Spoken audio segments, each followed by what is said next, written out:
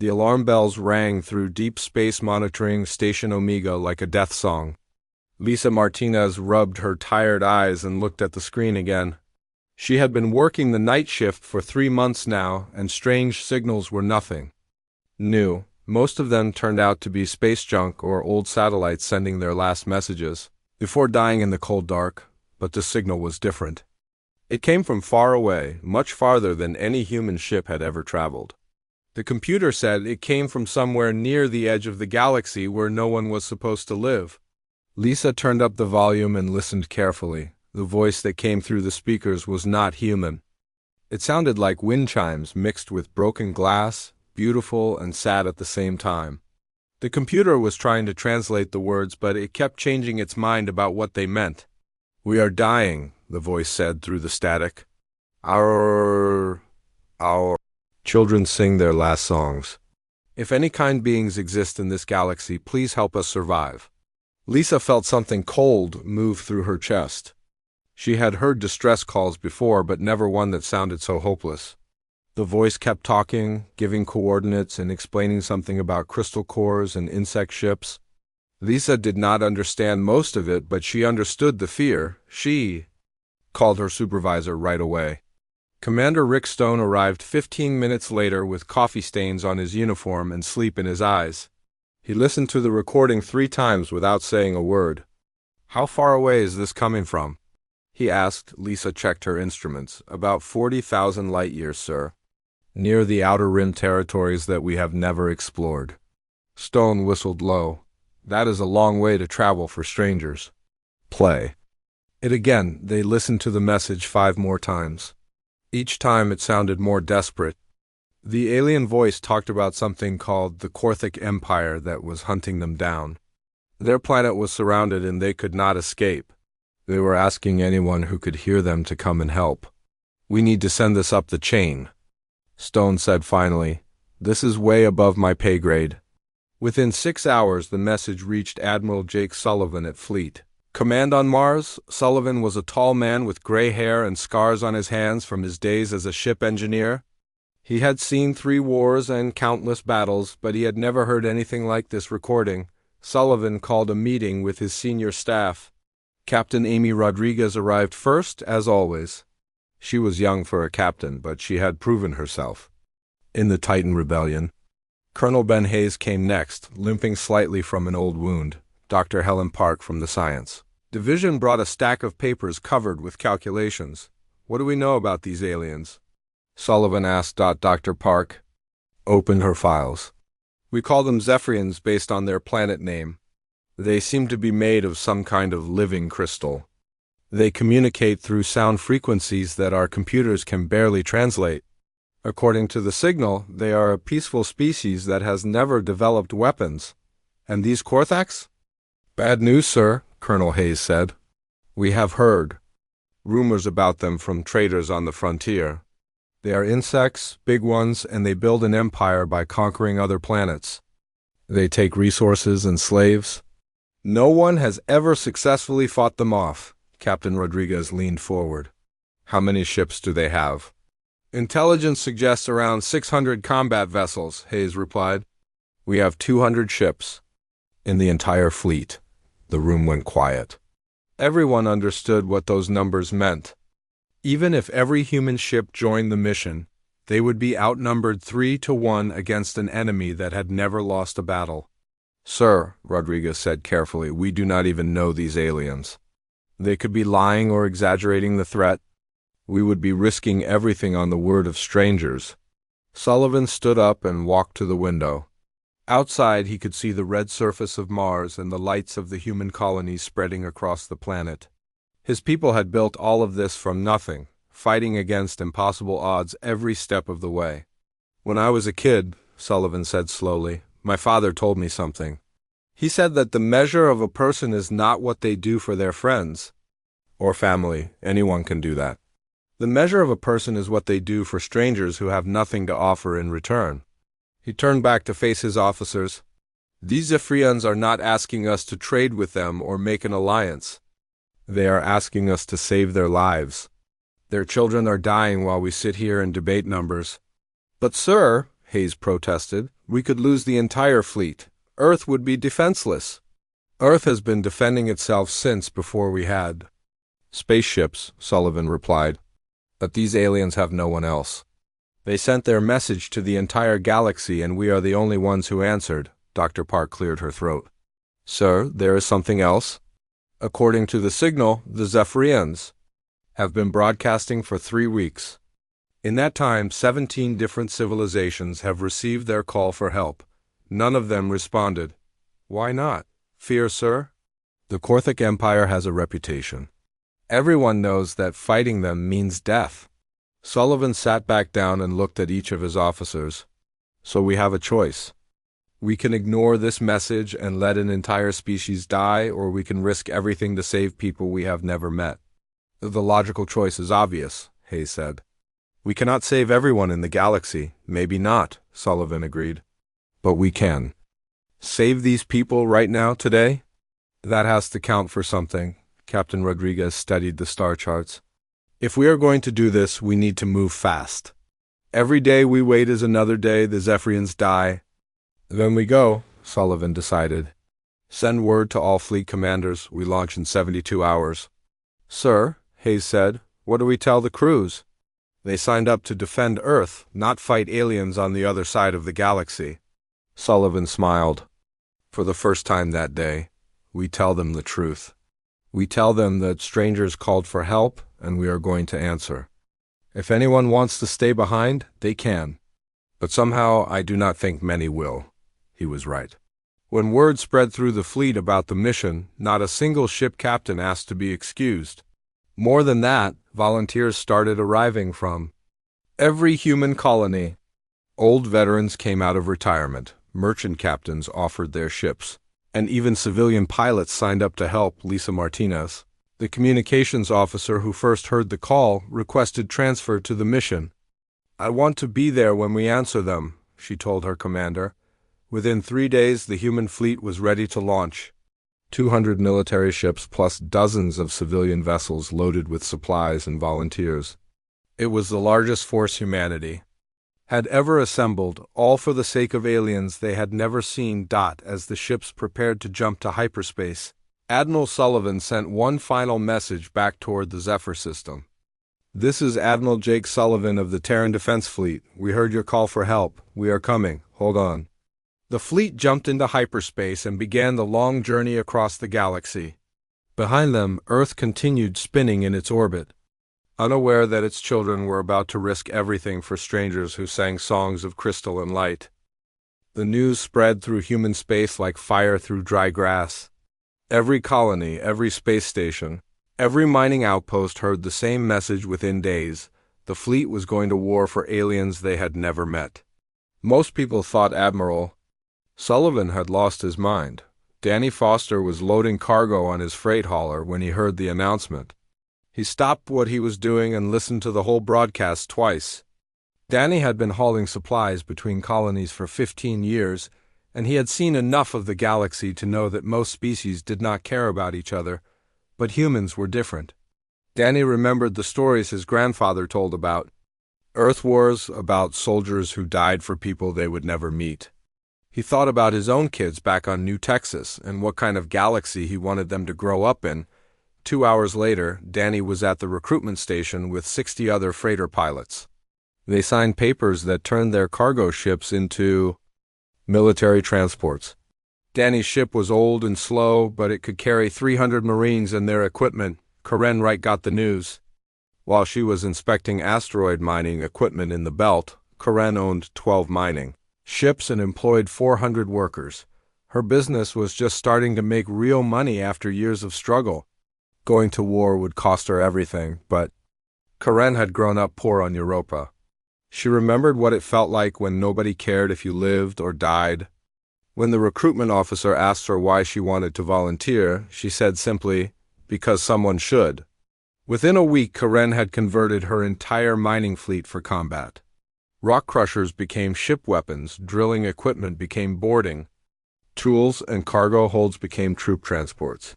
Her workers volunteered to stay on as crew even though they knew they might never come home. At the Titan Naval Shipyard, Chief Engineer Pete Nelson worked 18-hour days retrofitting civilian ships.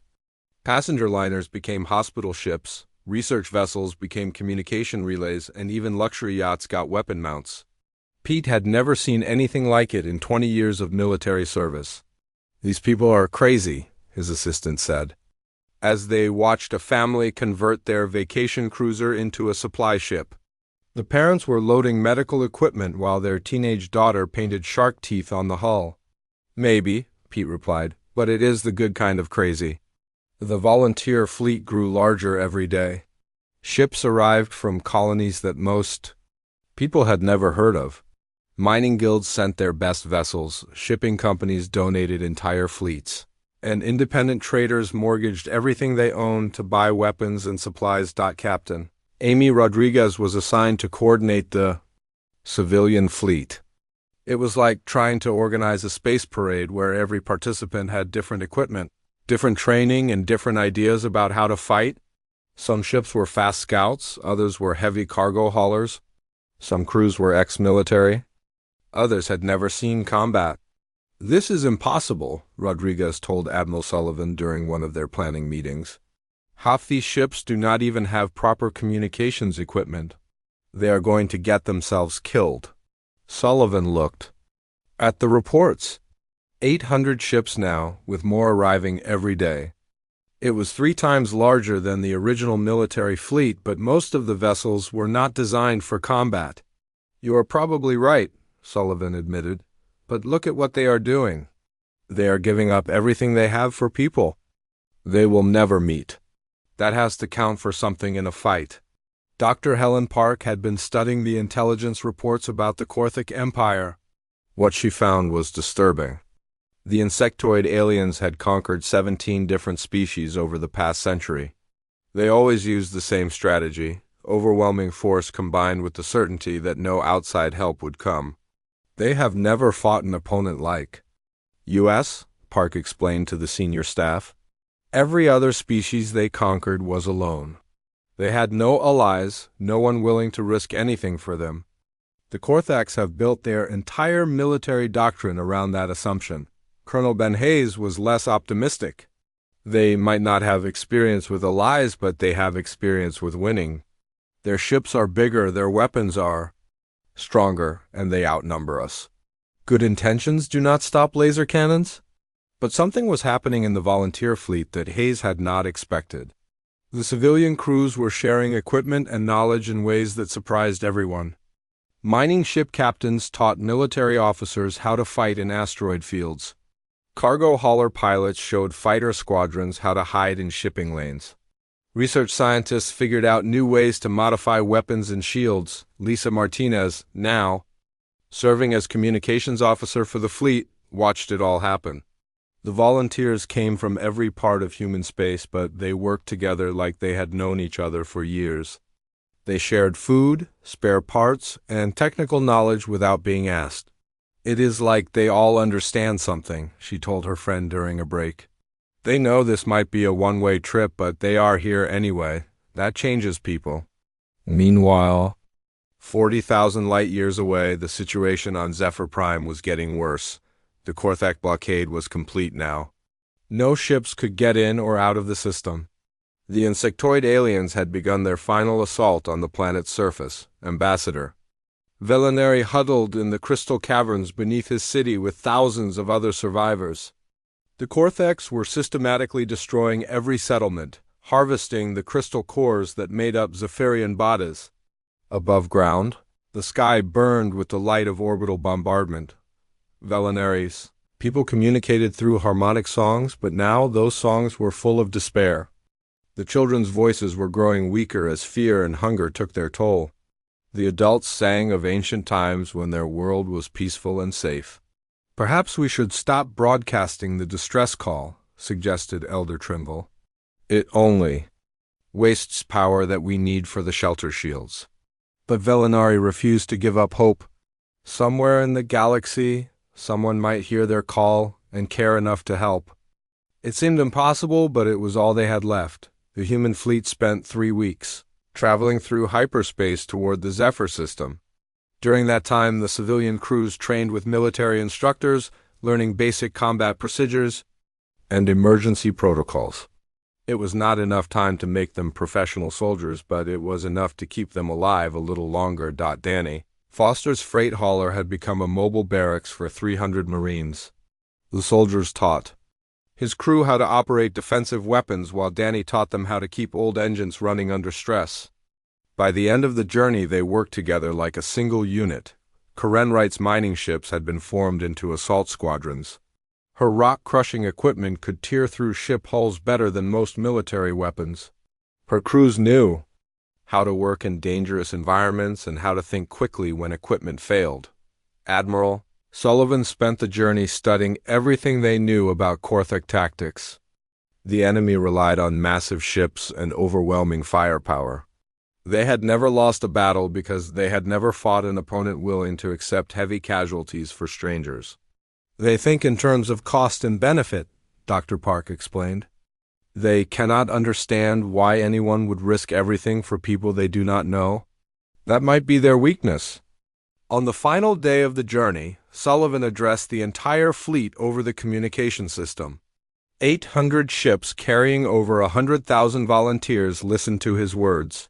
In a few hours we will arrive at the Zephyr system, he said. We are going to find an enemy that outnumbers us and outguns us.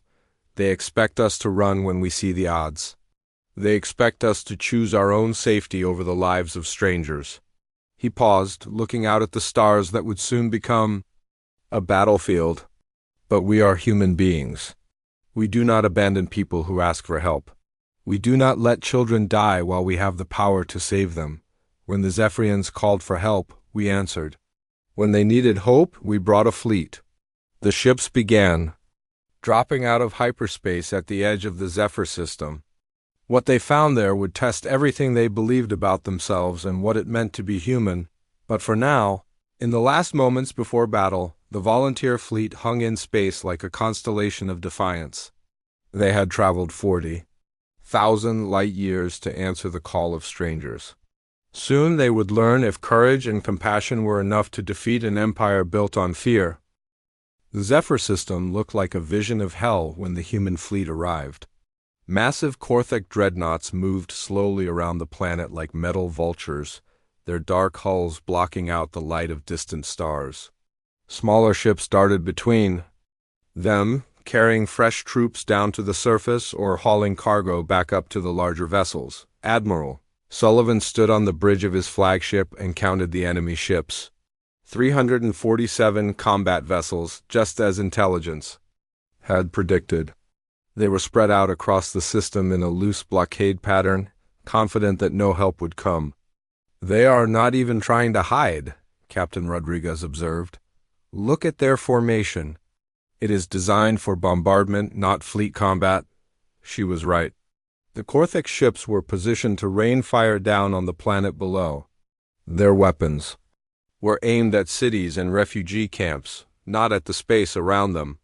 They had never needed to watch for rescue fleets because rescue fleets never came. That gives us an advantage, Sullivan said. They are not ready for a fight. Send word to all ships. We go in fast and hard before they can reorganize. But first they needed to make contact with the survivors on the planet. Lisa Martinez had been working for hours to establish communication through the interference caused by the bombardment. Finally, her equipment locked onto a signal coming from deep underground. The voice that came through the speakers was the same, one she had heard weeks ago at the monitoring station. Ambassador Velinari was still alive, still broadcasting his plea for help from the crystal caverns beneath his ruined city. This is Admiral Sullivan of the Terran Defense Fleet, Sullivan said into the microphone. We received your call for help. We are here. The silence that followed lasted almost a full minute. When Velinari finally responded, his harmonic voice was full of disbelief. You came, he sang. After all this time, someone actually came. Dr. Helen Park took over the communication to gather intelligence about the situation on the ground. What she learned was worse than they had feared. The Korthaks had been systematically destroying Zephyrian settlements for weeks. harvesting crystal cores and enslaving the survivors. Over half the population was already dead or captured. "How many of your people are left?" Park asked. "Perhaps 2 million, Velinari replied. "We have taken shelter in the deep caverns, but the enemy is finding us. Their machines can detect our harmonic frequencies. 2 million lives depending on a fleet that was outnumbered and outgunned." The weight of that responsibility settled on Sullivan's shoulders like a physical burden. If they failed here, an entire species would be extinct within days. "We need to know everything about the enemy," Sullivan told Velinari. "How do they fight? What are their weaknesses?" What the Zephyrians told them changed everything. The Korthic Empire had built their power on a simple principle: overwhelming force combined with the assumption that civilized species would not risk themselves for strangers. They had conquered 17 different worlds using the same strategy. They believe that all intelligent life is fundamentally selfish, Velinari explained. Their entire culture is based on the idea that beings will always choose their own survival over helping others. They cannot comprehend why anyone would travel across the galaxy to help strangers. Dr. Park realized the implications immediately. That means they have never developed tactics for fighting motivated defenders. They have never faced an enemy that was willing to die for others. It was a psychological advantage the humans had never expected. The Korthax were not just unprepared for a rescue fleet, they were mentally incapable of understanding why one would exist. Colonel Hayes was studying the tactical situation. "Even with that advantage, we are still outnumbered. We need to hit them fast before they realize what is happening." "What about evacuating the civilians?" Rodriguez asked. "We have cargo ships that could carry millions of people." Sullivan looked at the display showing Korthax ship positions. The enemy controlled all the space around the planet. Any evacuation would have to happen under fire from hundreds of enemy weapons. "We fight first," he decided. "We break their blockade, then we save as many people as we can." The human fleet began moving toward the inner system.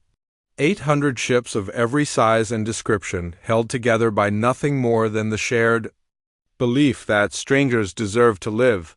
Most of the crews were volunteers who had never seen combat before. Danny Foster checked his ship's systems one more time. His freight hauler was loaded with 300 Marines who would assault the planets surface once the space battle was won. The ship was not built for combat, but Danny had welded armor plates to the hull and mounted defensive weapons wherever he could find space. "You scared?" asked Sergeant Mike Torres, the Marine unit commander. "Terrified," Danny admitted. "But my kids are going to grow up in this galaxy. I want them to know that their father stood up when people needed help." Karen Wright's mining fleet had formed into an assault wing. Her ships were slow and ungainly, but their industrial equipment could tear through enemy hulls like paper. She had volunteered to lead the most dangerous part of the attack, using her ships to break through the Korthic formation and clear a path for the smaller vessels. "Mining ships against battle cruisers," her second-in-command said. "This is either brilliant or insane." "Maybe both," Karen replied. "But it is what we have." The Korthax finally noticed the approaching human fleet when they were halfway to the planet. Admiral Vexler, commanding the blockade from his massive flagship, could not believe what his sensors were telling him.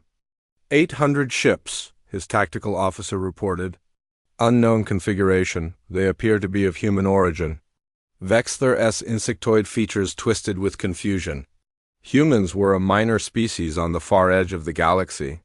Intelligence reports suggested they had fewer than 300 ships total. Why would they send their entire fleet to defend aliens they had never met? "Are we certain these are military vessels?" Vexler asked. "Negative, sir. Many appear to be civilian ships with improvised weapons. There are cargo haulers, mining vessels, even what looks like passenger liners. It made no sense. Civilized species did not risk civilian ships in military operations, especially not for strangers. Vexler had conquered dozens of worlds, and he had never seen anything like this. "Perhaps it is some kind of elaborate merchant convoy," he suggested. They may be here to negotiate for the Zephyrian crystal cores, but as the human ships continued their approach, it became clear they were not here to negotiate. They were moving in attack formation, their weapons powered and their shields raised on the planet below. Word spread through the crystal caverns that help had arrived. The Zephyrians who had given up hope began to sing again, their harmonic voices rising in songs of gratitude and wonder. 800 ships, Velinari told his people. They brought 800 ships to save us. Elder Trinville could barely believe it. Why would they do such a thing? We have nothing to offer them in return. Perhaps, Velinari said softly, that is exactly why they came. The first shots of the battle were fired when the human fleet reached the outer edge of the Korthak formation. A Korthak destroyer opened fire on Danny Foster's freight hauler, expecting the civilian ship to retreat immediately. Instead, Danny turned his ship directly toward the enemy vessel and accelerated. His improvised armor held long enough for the Marines on board to fire their own weapons. The destroyer, built to fight military vessels with predictable tactics, took damage from angles its designers had never considered. What are they doing? Vexler demanded as more human ships charged directly at his forces. Why are civilians attacking warships? His tactical computers could not process what they were seeing. The human fleet was not following any known military doctrine. Cargo ships were ramming cruisers, mining vessels were using industrial equipment as weapons, and passenger liners were serving as mobile hospitals for damaged combat ships. Karen Wright led her mining fleet straight into the heart of the Korthak formation. Her ships took heavy damage, but their rock-crushing equipment tore through enemy hulls like they were made of paper. The Korthaks had never faced weapons designed to break apart asteroids. Dr. Park, monitoring the battle from the command ship, made a startling discovery. Admiral, the Korthaks are making tactical errors. Their responses are not matching their capabilities. What do you mean? They are reacting to us like we are a normal military fleet. But we are not fighting like a normal military fleet. Their computer systems cannot adapt to our tactics because our tactics do not make logical sense. It was true. The human fleet was fighting with the desperate creativity of people who had nothing to lose. They used cargo containers as improvised missiles, turned mining equipment into ship weapons, and coordinated attacks using civilian radio frequencies that the Korthaks were not monitoring. Most importantly, they were willing to sacrifice themselves for strangers.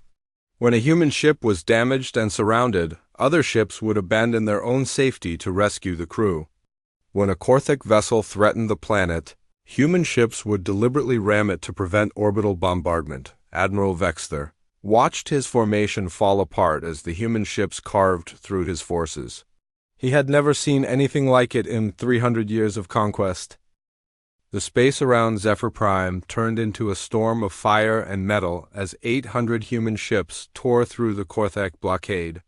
What had started as an organized battle quickly became chaos as the aliens tried to adapt to tactics they had never seen before. Danny Foster's freight hauler was surrounded by 3 Korthak destroyers when his engines finally gave out.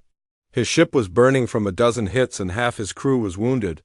The smart thing to do would be to surrender and hope for mercy. Instead, Danny did something that Admiral Vexler would never understand. He aimed his dying ship at the largest Korthak cruiser and pushed his damaged engines to full power.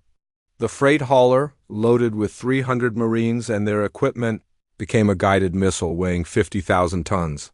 Tell my kids I was proud to be their father, Danny said into his radio as his ship smashed into the cruiser's hull.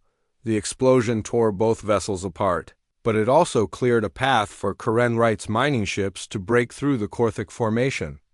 Her industrial fleet moved toward the planet like a swarm of angry bees, their drilling equipment carving through enemy ships that got in their way. This is insane, Karen's second-in-command said as they used a rock crusher to tear the weapons off a Korthak frigate. We are fighting warships with mining equipment. It is working, though, Karen replied. Her ships were taking heavy damage, but they were also dealing it out. The Korthaks had built their vessels to fight other military ships, not industrial equipment designed to break apart asteroids. On the planet's surface, Marine Colonel Sarah Dixon led the first wave of troops into the crystal caverns where the Zephyrians had taken shelter. What she found there broke her heart and filled her with rage at the same time.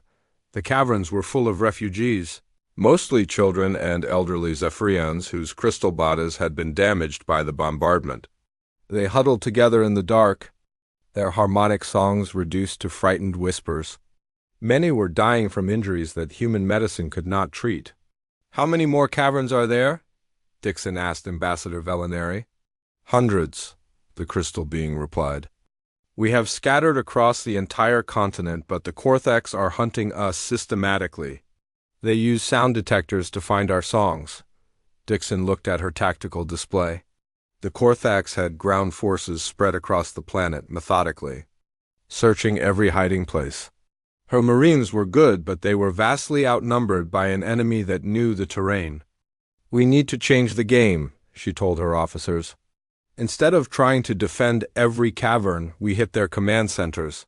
If we can disrupt their coordination, we can buy time for evacuation." Above the planet, the space battle had reached a critical point. The human fleet had broken through the outer blockade, but the cost had been terrible.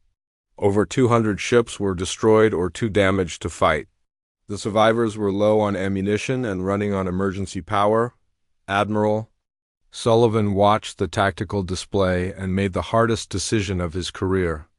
They could not win a straight fight against the remaining Korthic forces, but they might be able to create enough chaos to get the evacuation ships through. "All civilian vessels, begin landing operations," he ordered. "Military ships, cover them with everything we have left." Lisa Martinez, still serving as communications officer, coordinated the evacuation effort. Cargo ships that had never been designed to land on planets descended through the atmosphere while Korthak fighters tried to shoot them down. Each ship that made it to the surface could carry thousands of Zephyrian refugees to safety, but the Korthics were adapting to human tactics faster than expected. Admiral Vexler had reorganized his remaining forces into a tighter formation that was harder to break. His ships were learning to counter the improvised weapons and unconventional tactics of the human fleet. "These humans are clever," Vexler admitted to his tactical officer. "But cleverness cannot overcome superior numbers and firepower forever." He was preparing to launch a final assault that would destroy the remaining human ships when something happened that changed the course of the battle. The Zephyrians, inspired by the sacrifice of their human rescuers, began to fight back for the first time in their peaceful history. It started in the Crystal Caverns where Colonel Dixon's Marines were defending refugees. A group of young Zephyrians, watching human soldiers die to protect them, began to sing together in a new way. Their harmonic voices, normally used for communication and art, focused into a weapon that could shatter Korthic equipment and disorient their forces. "The sound is interfering with our sensors," a Korthic ground commander reported. "We cannot locate the refugee camps." But it was more than just interference. The Zephyrian songs seemed to resonate with the crystal formations in the planet's crust, creating vibrations that disrupted Korthic technology. For the first time in the war, the invaders found themselves at a disadvantage on the ground. Word spread through the caverns as more Zephyrians joined the chorus. Their combined voices created a symphony of resistance that echoed across the continent. Children who had been hiding in fear began to sing songs of defiance. Elders who had given up hope added their voices to the growing crescendo. On his flagship, Admiral Vexler felt the vibrations through the ship's hull. The harmonic frequencies were interfering with his communications and targeting systems. His perfectly coordinated fleet began to lose its precision as the songs from the planet below disrupted their technology. "What is happening?" he demanded. "The Zephyrians, sir," his science officer replied. "They are using their vocal abilities as weapons. Our systems were not designed to operate in this kind of harmonic interference." For the first time in 300 years of conquest, Admiral Vexler felt truly afraid.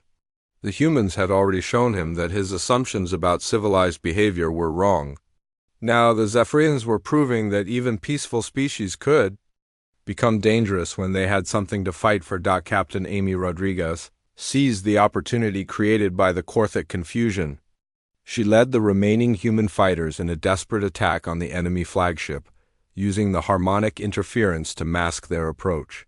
Her ships were battered and running low on ammunition, but they had one advantage the Korthiks could not match. They were fighting for something bigger than themselves. "This is for Danny Foster and everyone else who died to get us here," Rodriguez said as her fighter squadron dove toward the massive Korthik dreadnought. "Make it count." The attack was suicidal by any military standard. 12 damaged human fighters against a ship the size of a city, protected by hundreds of defensive weapons. But the harmonic interference from the planet was disrupting the Korthik targeting systems, and the human pilots were flying with the desperate skill of people who knew they were probably going to die. Rodriguez's fighter took multiple hits as she dove toward the flagship's command section. Her ship was falling apart around her, but she held course, guided by the voices of 2 million Zephyrians, singing for their freedom and the memory of human volunteers who had traveled 40,000 light-years to answer a call for help. Her ship smashed into the bridge of the Korthik flagship just as her remaining missiles detonated. The explosion tore through the command center, killing Admiral Vexler and destroying the coordination systems that held his fleet together. Without their admiral's guidance and with their communications disrupted by harmonic interference, the Korthik fleet began to fall apart. Individual ship captains made their own decisions, some trying to continue the bombardment while others retreated to safer positions. The chaos gave the human evacuation ships the opening they needed. Cargo haulers and passenger liners that had been converted for refugee transport began landing all over the planet, guided by Zephyrian songs to the hidden caverns where survivors waited. Chief Engineer Pete Nelson, flying a cargo ship that had been his pride and joy before the war, managed to land near one of the largest refugee camps. His ship could carry 8,000 Zephyrians, but loading them while under fire from Korthik ground forces was going to be almost impossible. "We need covering fire," he radioed to Colonel Dixon's Marines. "On our way," Dixon replied. Her troops had been fighting for hours and were running low on ammunition, but they still had enough fight left to protect the evacuation. The battle for the refugee camp lasted 3 hours. Human Marines and Zephyrian civilians fought side by side against Korthik soldiers who could not understand why their enemies were willing to die for each other. The harmonic songs of the crystal beings provided cover while human weapons provided firepower. When Pete's ship finally lifted off, it carried 8,000 Zephyrian refugees and the bodies of 37 human Marines who had given their lives to make the rescue possible. It was just one ship out of hundreds making the same desperate run, but each successful evacuation saved thousands of lives. Above the planet, Admiral Sullivan gathered his remaining ships for what might be their final battle. Less than half the human fleet was still operational, and they were facing Korthik forces that still outnumbered them. But something had changed in the last few hours. The harmonic interference was spreading as more Zephyrians joined the songs of resistance. Korthik ships found their systems failing and their coordination breaking down. The perfect military machine that had conquered 17 worlds was grinding to a halt. The final battle for Zephyr Prime lasted 18 hours and cost the lives of 43,000 human volunteers. When the last Korthik ship finally retreated from the system, the space around the planet was filled with debris from over 500 destroyed vessels. The human fleet that had arrived with 800 ships could count fewer than 200 survivors. Admiral Sullivan stood in what remained of his flagship's bridge and watched the evacuation ships climbing toward orbit. Each vessel carried thousands of Zephyrian refugees, their crystal bodies glowing softly in the cargo holds as they sang songs of gratitude and sorrow. They were alive because strangers had crossed the galaxy to save them. "Final count, sir," Lisa Martinez reported. Her voice was hoarse from coordinating rescue operations for the past day. "We have evacuated 2.1 million Zephyrians. Total casualties among our forces are 43,000 dead and over 60,000 wounded." The numbers hit Sullivan like physical blows. 43,000 people who had volunteered to save aliens they had never met. Fathers and mothers, sons and daughters, all gone because they believed that compassion was stronger than fear. Danny Foster was among the dead, his freight hauler destroyed in the opening hours of the battle. Karen Wright had survived, but her entire mining fleet was gone, along with most of her crews. Captain Amy Rodriguez had died taking out the Korthik flagship. Her last words broadcast across the fleet as she dove toward certain death, but the mission was not a failure. The Korthik blockade was broken, their fleet scattered, and their invasion force on the planet defeated. More importantly, 2 million Zephyrians who would have died in the next few days were now safe aboard human ships. Colonel Sarah Dixon emerged from the planet's surface with her surviving Marines and 700 Zephyrian children, who had been orphaned in the fighting. The children's crystal bodies were dim with grief, but they sang softly as human medics tended to their wounds. "They keep thanking us," Dixon told Sullivan when she reported to the flagship. "Every single one of them. They cannot understand why we came so far to help them." Dr. Helen Park had been analyzing the wreckage of Korthik ships and making disturbing discoveries. The insectoid aliens had built their entire empire on the assumption that civilized species would never risk themselves for strangers. Their military doctrine, their expansion strategy, even their technology was designed around that belief. "They have never encountered true altruism before," Park explained to the senior staff. "Their own species is incapable of it. They help their own hive, but they cannot comprehend helping outsiders. That is why they were so unprepared for our tactics." Chief Engineer Pete Nelson had managed to save his cargo ship and 8,000 Zephyrian refugees, but the cost had been devastating. Half his crew was dead and his ship was barely functional. Still, he worked around the clock to keep the evacuation running, welding patches on damaged hulls and nursing failing engines. "Why do we do it?" one of his engineers asked during a brief rest break. "Why do we risk everything for people we never met?" Pete looked out at the stars where the rescue operation continued. "Because if we do not, who will? The galaxy is full of species that mind their own business and look out for themselves. Someone has to be different." The news of the battle spread through human space within days. Every colony and space station received reports of the victory and the casualties. The reaction was immediate and overwhelming. Memorial services were held for the volunteers who died, but there was also something else: pride. Humanity had faced an impossible situation and chosen compassion over safety. They had proven that even in a cold and hostile galaxy, some species still believed in helping strangers. The volunteers who died at Zephyr Prime had not just saved the Zephyrians. They had saved something more important: the idea that kindness was not weakness. Ambassador Velinari approached Admiral Sullivan as the last evacuation ships prepared to depart. The crystal being's harmonic voice was filled with emotions that had no direct translation to human language, but Sullivan understood the gratitude and wonder in the alien songs. "Your species calls itself human," Velinari sang, "but we will remember you as the ones who answered when we called. You came from across the galaxy for strangers. You fought impossible odds for people you had never seen. Many of you died so that we could live." He paused, his crystal form shimmering with reflected light from the distant star. "We have nothing to offer you in return except our eternal gratitude and a promise. If humans ever need help, if your children ever cry out in the darkness, the Zephyrians will answer. We will cross any distance and face any danger to repay the debt we owe." But the impact of the battle reached far beyond the Zephyr system.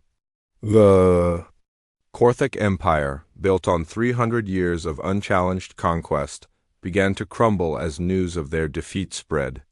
Other oppressed species, learning that resistance was possible, began to rebel against their insectoid overlords. The Valdari, a species of aquatic beings enslaved 50 years earlier, rose up against their Korthik overseers when they heard about the human fleet.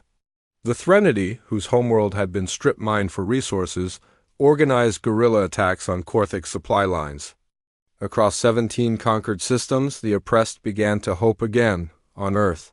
The news of the victory was met with a mixture of joy and sorrow. Families grieved for loved ones who would never come home, but they also took pride in what their children had accomplished. Humanity had answered a call for help from complete strangers and changed the course of galactic history. The surviving ships of the human fleet began their long journey home, carrying Zephyrian refugees who had nowhere else to go.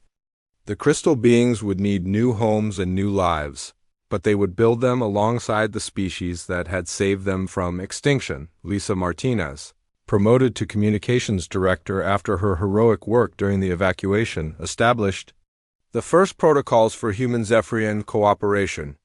The aliens' harmonic technology could revolutionize human communications, while human engineering could help the Zephyrians rebuild their civilization. But the most important legacy of the battle was not technological or political. It was moral. The galaxy had learned something about humanity that would echo through the stars for generations to come. When people called for help, humans answered. When strangers needed saving, humans came running. 6 months after the battle, Admiral Sullivan retired from active duty and returned to Earth. He spent his remaining years writing about the volunteers who had given their lives at Zephyr Prime, making sure their stories were never forgotten. The galaxy needed to remember that compassion was not weakness, that helping strangers was not foolishness. The Zephyrian refugees established new colonies in human space, their crystal cities rising alongside human settlements. Their children grew up learning human languages while human children learned to sing in harmonic frequencies.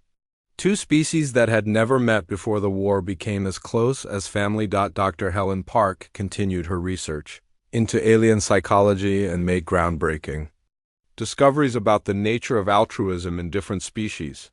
Her work proved that humans were uniquely capable of large-scale cooperation with complete strangers, a trait that made them invaluable as galactic mediators and peacekeepers. Colonel Sarah Dixon established training programs for joint human-Zephyrian military units. The combination of human tactics and Zephyrian harmonic abilities created the most effective peacekeeping force the galaxy had ever seen. They intervened in conflicts across dozens of systems, always fighting to protect the innocent. 5 years after the battle, a new signal began broadcasting across galactic communication networks. It was not a call for help this time, but a promise broadcast in dozens of languages by the Joint Human-Zephyrian Alliance. This is the Terran Zephyrian Peacekeeping Force. If you need help, call us. If you are oppressed, we will fight for your freedom. If you are threatened, we will stand with you. No one is alone in this galaxy as long as we exist. The message was heard by millions of beings across thousands of worlds. Some dismissed it as propaganda or wishful thinking, but others, those who remembered the stories of 800 ships crossing the galaxy to save strangers, knew it was true. The galaxy was still a dangerous place full of predators and tyrants. Wars still raged and innocents still suffered. But something fundamental had changed in the balance of power. There was now a force in the universe that fought not for conquest or profit, but for the simple belief that strangers deserved to live free from fear. The volunteers who died at Zephyr Prime had paid the ultimate price for their compassion, but they had purchased something invaluable with their sacrifice: hope for every oppressed species in the galaxy and proof that kindness backed by courage could defeat any empire built on cruelty. Admiral Sullivan's final log entry, recorded shortly before his death, summed up the legacy of the battle. We went to Zephyr Prime as humans and came back as something more. We proved that our species has the capacity for greatness not because we are stronger or smarter than other aliens, but because we are willing to risk everything for strangers. That is our gift to the galaxy and our responsibility. We are the ones who answer when people call for help.